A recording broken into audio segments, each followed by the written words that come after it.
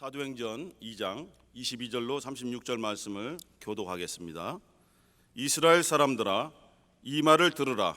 너희도 아는 바에 하나님께서 나사렛 예수로 큰 권능과 기사와 표적을 너희 가운데서 베푸사 너희 앞에서 그를 증거하셨느니라.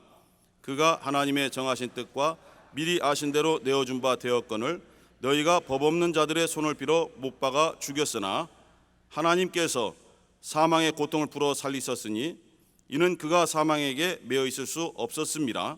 다윗이 저를 가리켜 가로되 내가 항상 내 앞에 계신 주를 배웠으며 나로 요동치 않게 하기 위하여 그가 내 우편에 계시도다. 이러므로 내 마음이 기뻐하였고 내 입술도 즐거워하였으며 육체는 희망에 거하리니 이는 내 영혼을 음부에 버리지 아니하시며 주의 거룩한 자로 썩음을 당치 않게 하실 것이미로다.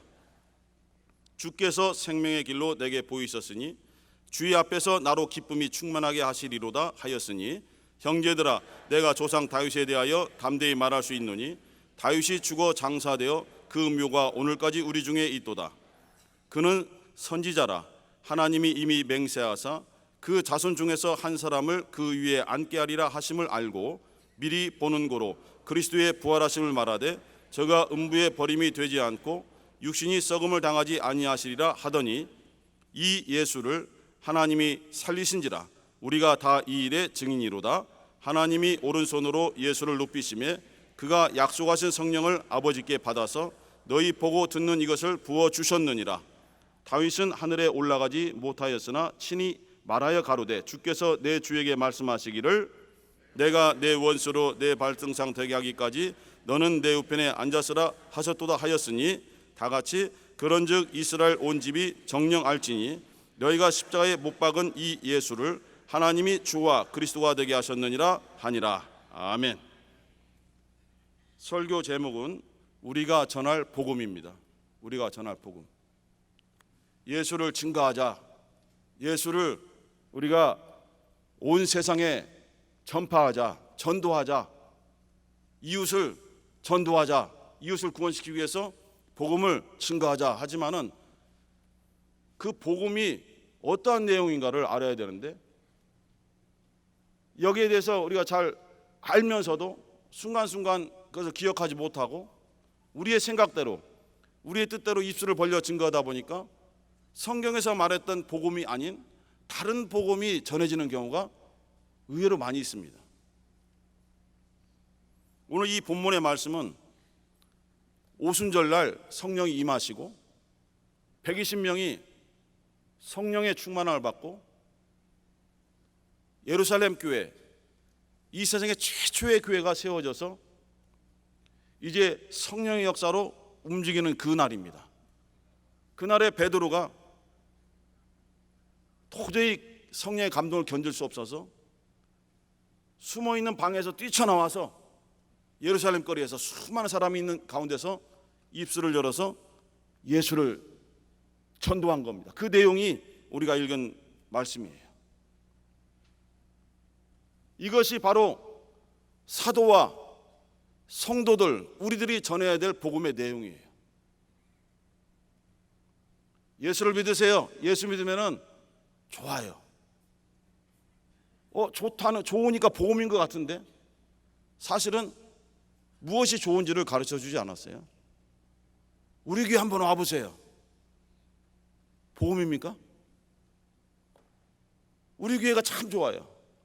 우리 교회 목사님이 대빵이에요. 이거는 복음이 아니에요. 꼭 약장사가 우리가 듣듯이 그러지 말고 한번 들어봐. 잡숴하는 것처럼 와서 말씀 한번 들어봐. 이거는 복음이 아니에요.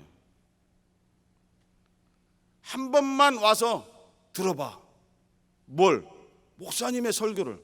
이거는 우리가 전할 예수의 복음이 아닙니다. 우린 그렇게 전도를 받은 적도 많이 있고 그렇게 전도한 적도 많아요. 교회 오면은 많은 걸 도와줄 수 있어요. 교회 오면은 많은 것을 우리가 함께 할 수 있어요. 좋은 내용이지만은 복음의 내용은 아닙니다. 예수께서 12 사도를 세우셨고 또 그 12 사도 말고도 많은 또 일꾼들이 함께 예수님의 공생애 동안에 함께 하면서 많은 말씀들을 들었고 예수님의 사역을 목격했고 하나님의 나라에 대한 사역이란 것이 무엇인지, 하나님 나라에 대한 메시지가 무엇인지를 들었어요. 물론 어제도 목사님 말씀하셨지만은 비유로 하신 말씀들이 많이 있기 때문에 그것을 잘 깨닫지 못했어요. 예수께서는 사도들에게 너희들은 각각 나아가서 이것을 전하라라고 말했는데, 우리 잠깐 보시면 마태복음 10장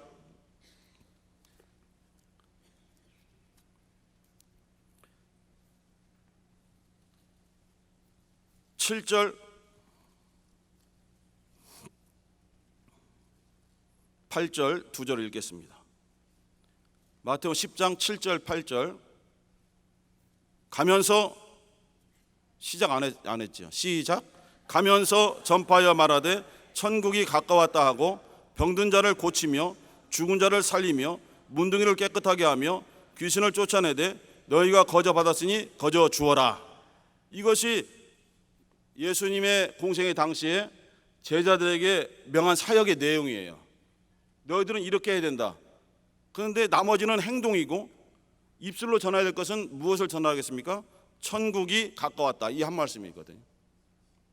천국이 가까웠다라고 전하고 너희들을 사모하고 기다린 자들에게는 귀신도 쫓아주고 병든 자를 고치고 죽은 자를 살리고 문을 깨끗하게 하라. 그 권세를 내가 너희들에게 주겠다 하고 그 권세를 예수께서 주셨어요. 일시적으로. 침례 요한이 외친 내용이 무엇입니까? 회개하라. 무엇이 가까이 왔다? 천국이 가까웠다. 예수께서 공생애 시작하시면서 첫 마디의 말씀이 뭡니까? 회개하라. 천국이 가까이 왔다. 그리고 이 제자들에게 이것을 전하라 하신 내용이 뭡니까? 천국이 가까웠다. 회개하라 빠져있지만 회개하라. 천국이 가까웠다. 이것을 전하라는 거예요. 그런데 오늘도 이것을 전하면 안 돼요. 천국이 가까운 것이 아니라 천국은 바로 예수를 말씀하기 때문에 이 사람들은 예수에 대해서 잘 알지 못합니다. 예수와 지금 함께하고 있지만은 예수님의 사역을 전부 다 보지를 못했고 체험하지 못했습니다. 그런데 오늘 읽었던 본문 중에 베드로의 설교는 달라요. 그때는 이미 예수께서 공생의 사역을 다 마치시고 채찍에 맞으시고 십자가에 못 박혀 죽으시고 제3일에 살아나시고 그리고 40일 동안 제자들과 함께 계시다가 승천하시고 그리고 10일 만에 성령을 보내셔서 성령이 임한 날 베드로가 오늘 본문의 말씀을 증거한 겁니다. 그 내용이 공생애를 할 때, 예수께서 공생애를 하실 때에 전했던 내용과는 전혀 다르죠.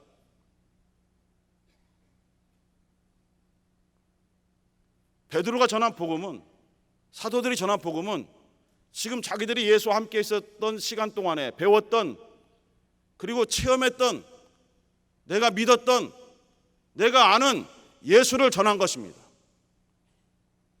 너희들이 천시하고 유대인들에게 향하여 말하기를 너희들이 비천하게 봤던 갈릴리 나사렛에서 태어난, 사실은 베들레헴에 태어났지만 그들은 그렇게 알고 있어요. 갈릴리 나사렛 출신 예수, 어떤 것도 내세울 곳이 없는, 흠모할 것도 없는 그 나사렛 예수라는 것은 아주 천한 말이거든요. 그 예수를 하나님이 높이셔서 그에게 성령과 권능을 주셨다. 그가 하는 사역을 통해서 우리는 하나님 나라를 알게 되었고, 그를 통해서 천국에 대한 소망을 가졌고 하나님께 나아간 길을 알게 되었다. 그런데 너희들이 법 없는 자들의 손을 빌어서 그를 죽였다 이거예요. 십자가에 못 박혀 죽임을 당하도록 너희들이 그렇게 예수를 멀리했고 예수를 등을 졌다. 그러나 하나님께서 그 예수를 살리셨다. 그 예수가 우리의 주가 되신다. 그 예수께서 우리의 주, 너희의 주, 모든 사람의 주인이 되신다. 이 예수를 영접하기를 원합니다 하고 전한 거예요. 그 베드로의 설교가 문장이 훌륭하고 아주 논리 정연해서 듣는 사람들이 이해가 된 것이 아니고 오직 성령의 감동으로 자기가 체험한 예수, 자기가 지켜본 예수를 그대로 가감없이 성령의 감동으로 전하는 그 순간에 성령의 역사가 임함으로 오순절날 전혀 예수에 대해서 알지 못했던 사람들이 그 말씀을 듣고 그 자리에서 3,000명이 회개하고 침례를 받는 역사가 나타났어요.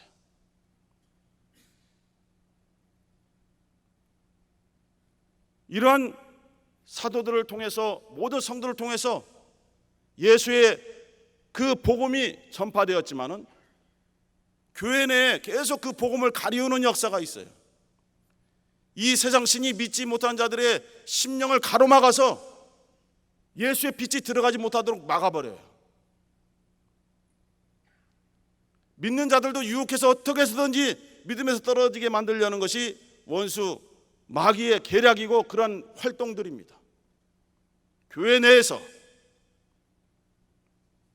바울이 그것 때문에 얼마나 기도하면서 영적 싸움을 했는지 모릅니다. 갈라디아 성도를 지키기 위해서, 고린도 성도들을 지키기 위해서 예수의 피값으로 세워진 교회 내에 원수들이 들어와서 다른 복음을 전하는 거예요. 예수에 대한 복음을 가리우면서 자꾸 무엇을 쳐요.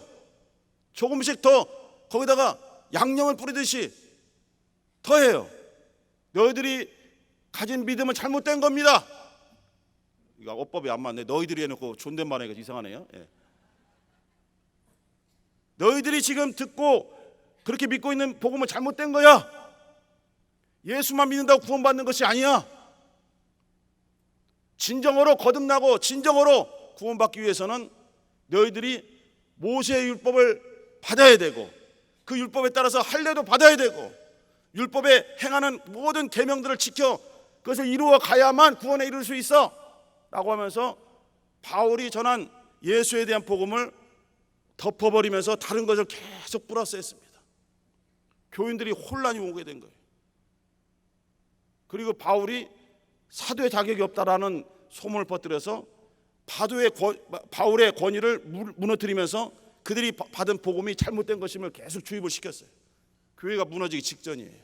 고린도 교회가 무너지기 직전이에요. 갈라디아 교회가 무너지기 직전이에요.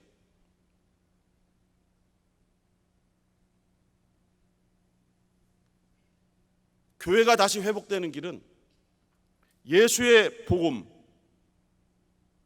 진리의 말씀이 그대로 회복되는 거예요. 섞어져 있던 불순물들이 다시 빠져나가야 돼요. 교회 안에서 빠져나가야 돼요. 세상까지 들어오는 것이 아니라 지금 섞여져 있는 불순물인 정말 복음이 아닌 것들이 복음인 것처럼 가져가고 있는 것들이 빠져나가야만 돼요. 예수의 진리만이 교회 내에서 역사해야만 돼요. 하나님의 말씀만이 살아있는 거예요. 하나님의 말씀만이 살아있고 운동력이 있습니다. 할렐루야. 어떠한 좋은 말씀도 우리의 심령을 감찰할 수 없어요. 세상에 어떻게 좋은 학문, 훌륭한 학문이라 할지라도 우리의 영혼에 변화를 줄 수가 없어요. 그러나 하나님의 말씀은 살았고 운동력이 있어서 좌우에 나선 어떤 검보다 더 예리하여 우리의 혼과 영과 관절과 골수를 찔러 쪼개기까지 하며 그 마음의 생각을 감찰하시나니 할렐루야. 진리의 말씀만이 우리의 심령을 변화시키고 진리의 말씀만이 우리를 하나님 나라로 인도할 수 있는 유일한 능력의 말씀입니다. 우리의 심령은 무엇을 원하고 있습니까? 바로 주님의 생명이 우리 안에 충만하기를 원하는 거예요. 바울은 이런 고백을 했어요. 지금 내 안에는 내 생명이 없습니다. 나는 이미 죽었기 때문입니다. 예수와 함께 나는 죽었기 때문에 나의 생명이 하나도 없습니다.